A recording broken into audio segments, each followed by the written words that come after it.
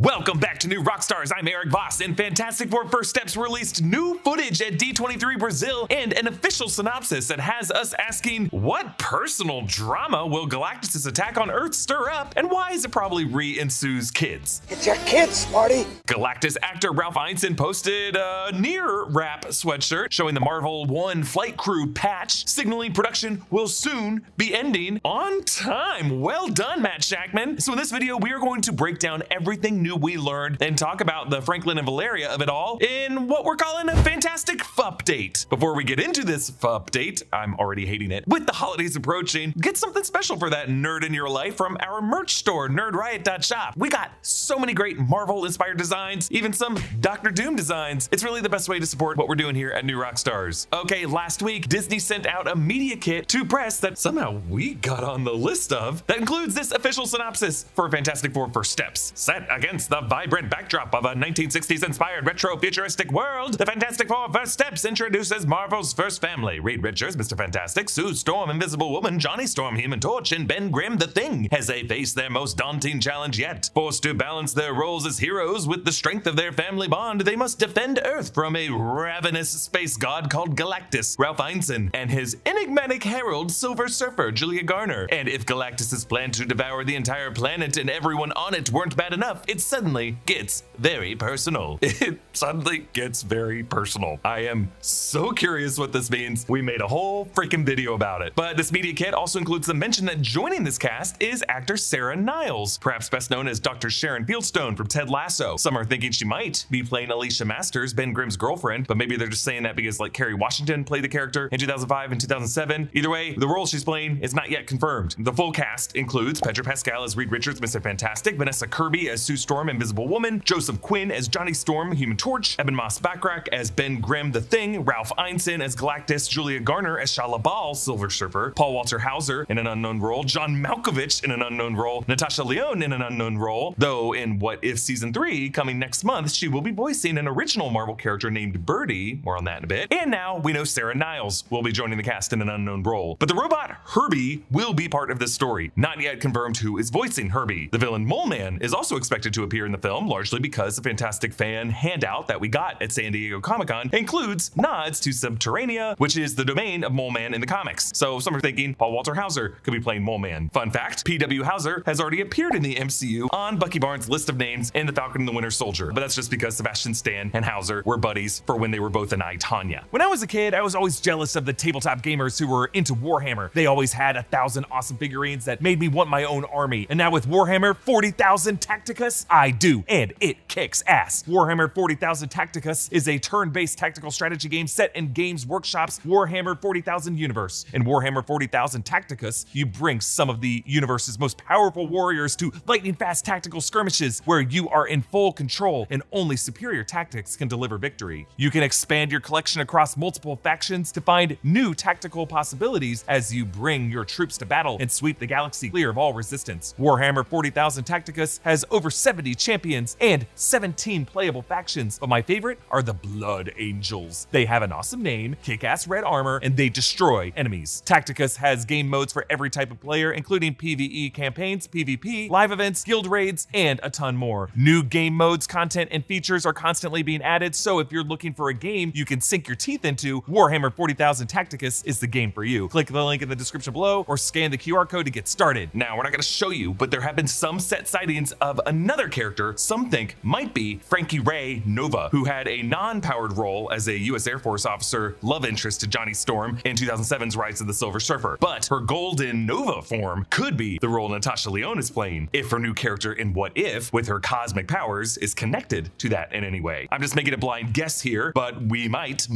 be seeing Paul Walter Hauser as Mole Man, Natasha Lyonne as Nova Frankie Ray, and Herbie voiced by either Sarah Niles' calm British voice or by Malkovich's unmistakable vocal style. I can be John Malkovich. I'm sorry? My name is John Malkovich.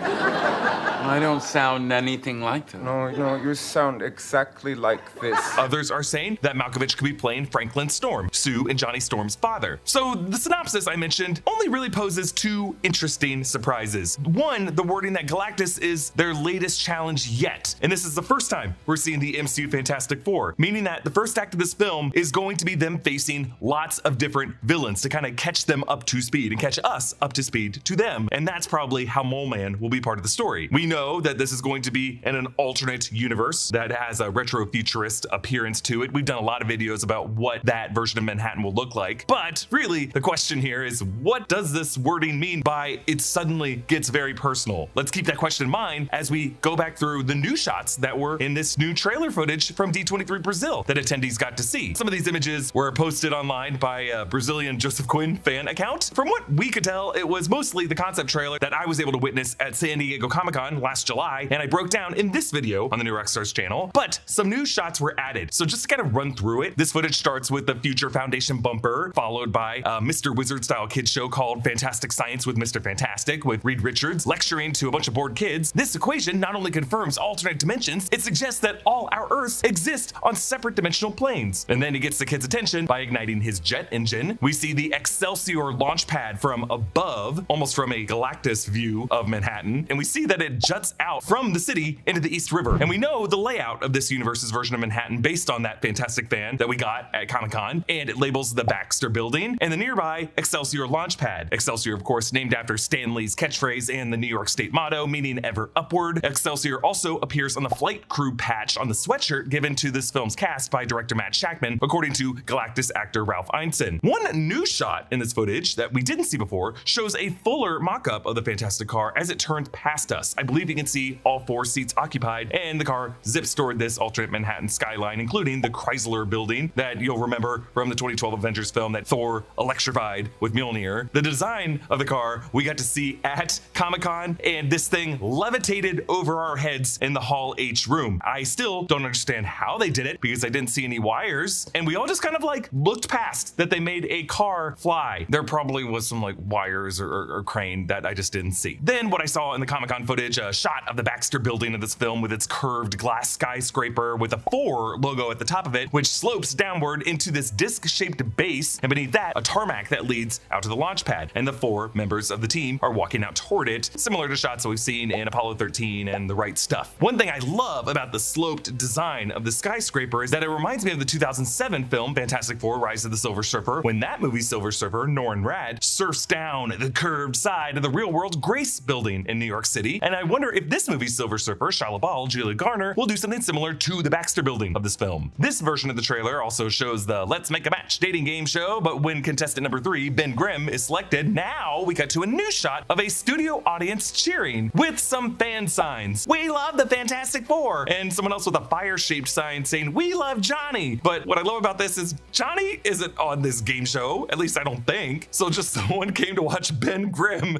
on this dating game show and brought a sign for his friend. We get the suit up footage that we saw before in the Comic-Con footage and close-ups of each of their names stitched on their suits, and of course each of them checking the comms, followed by Sue Storm saying, that last voice you heard was my baby brother Jonathan Storm, and ladies, he's very single, followed by the medium shot, cut to close-up of Johnny just looking very uncomfortable. But now, instead of cutting to the launch footage and the flight crew mission control that I think Matt Shakman might have just lifted directly from one of Ron Howard's shots in Apollo 13, now we see some new shots. The 4 logo on the launch pad, or maybe on the roof of the Baxter Building. We see some kids running down a sidewalk of a city street to watch the launch footage on a TV through a shop display window. I actually wonder if this could be Yancey Street, Ben Grimm's old neighborhood. And we do focus on one girl, and briefly, I had a little pocket theory here that this might be a young Alicia Masters. If the speculation is right that Sarah Niles is playing Alicia Masters, and the Fantastic Four spaceflight could result in some time dilation in which the rest of the world ages up without them. You know, like Interstellar or Flight of the Navigator. I don't know if we need to see 2 different eras of this Manhattan, so I'm gonna let go of that theory, but I'll just have it on the record there. Also mixed into this new footage are shots of other bystanders of this New York watching the launch, recording it on old cameras. One group of people look like they're on a boat, probably in the East River. We also see some other people beside a taxi, drinking beers and watching the space shuttle blast up into the atmosphere. And as before, we end with this amazing shot of Galactus appearing, looking through this window of the Baxter Building, while Herbie, who looks like it's doing some housework, turns around in shock in the lower left corner. So this arrival of Galactus with his iconic antlered helmet might be the most exciting thing to happen to the MCU in years. This shot, though, might just only ever be concept footage, because Galactus, while huge in scale from Herbie's perspective, is still much smaller than his classic Devourer of Worlds comic size. Galactus is supposed to be around like the same size of Arishem appears appears to be in the Eternals film. But here, Galactus seems like he's around the same size as the Baxter building. I mean, maybe he's standing in the East River and he's kind of leaning down to look into the window, but still too small to devour a world. Maybe by Devourer of Worlds, he will be the size of a small celestial so that we can still conceive of him, and then the way he devours the planet will be through his ship, rather than, you know, a space god plucking a planet like an apple and biting into it. But however the final version of the shot will look, or however big Galactus will be, what do we think Matt Shakman is trying to suggest with this shot? Why is Galactus looking into the window of the Baxter building? Who is he looking for? Well, by It Gets Personal in the synopsis, I think we must be talking about stakes even more critical than the loss of one's entire world, and arguably the only thing more heartbreaking than that loss would be a parent losing their child. And that's why I think Fantastic Four First Steps will include Reed and Sue's children, Franklin and Valeria. Franklin Richards is actually one of the most important Marvel characters, an Omega level mutant and a reality warper who ends up using his powers to restore the multiverse after its destruction towards the end of the Multiverse Crisis and Jonathan Hickman's 2015 Secret Wars crossover event that Marvel Studios is building up toward in Avengers Secret Wars. Valeria Richards is Reed and Sue's daughter, who definitely takes more after her father, Reed. She's extremely intelligent. They actually named Valeria after Victor Von Doom's mother. There is a beautiful moment with Reed and Val in Fantastic Four number 60 in 1998, where Reed is putting his daughter to bed and he just kind of recognizes his past arrogant mistakes. And I think Marvel needs to put that in the movie somewhere. We know that Marvel Studios considers Marvel's first family to be a full family with kids, like in Doctor Strange in the Multiverse of Madness. John Krasinski's Reed Richards from the 838 universe hints at the existence of Franklin and Valeria. I have children of my own. I understand your pain.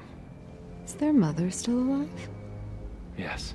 And I think the focus on the Future Foundation in the marketing for this film, from the website where Marvel made comic recommendations, to the bumper at the top of the concept trailer, to the banners we saw around San Diego, is meant to point to the organization that Franklin and Valeria will create to document what their parents did. The Future Foundation is something that Franklin and Valeria are a part of during the events of the 2015 Secret Wars event, and I think they are running the Future Foundation now. And what we are seeing in this documentary style footage focuses on the family dynamic and includes all these close-ups of Reed and Sue holding hands and little vignettes of them like instituting a rule for family dinner every Sunday night, no exceptions, because it is their kids editing together a home movie of how their family formed. So I'm sure I'm not the first to theorize something like this, but I think Galactus is coming to Earth not just to devour the world, but because he's specifically targeting Franklin Richards. Galactus might know this reality warper is a threat to the universe at large, so Galactus could be presenting the Fantastic Four with a choice: either give up your son or I'll devour your entire world to get to him. Comment down below with your thoughts about this. Follow me at EA Voss. Subscribe to all 3 channels in the New Rockstars Network for breakdowns and news coverage of everything you love. And thanks again to Warhammer 40,000 Tacticus for sponsoring this video. Click the link in the description below or scan the QR code to start playing today. Thanks for watching, and I'll see you next time. Bye.